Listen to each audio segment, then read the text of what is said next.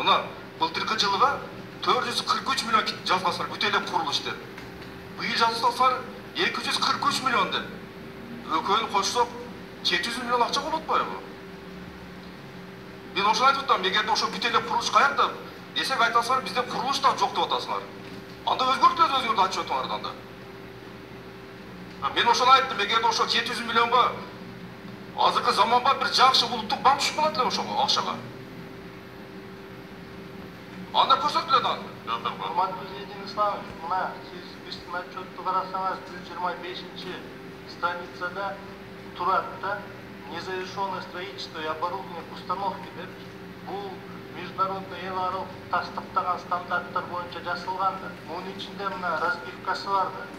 Бу жерде баары тең курулуш деген сөз жок.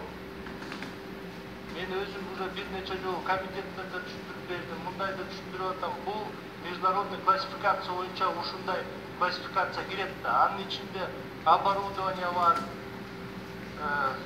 амортизациясы бар да, услуги, работа, ошонун баары кирет да. Программное обеспечение. Нурламбек Алкеевич, сиз азыр түшкөн депутаттардан түшкөн алымча кошумчаларды уктуңуз. Ошолорду эске алуу менен комитеттин корутуусун окусаңыз, комитеттин корутуусун окусаңыз. Ошондой эле Улуттук банктын төрагасынын дагы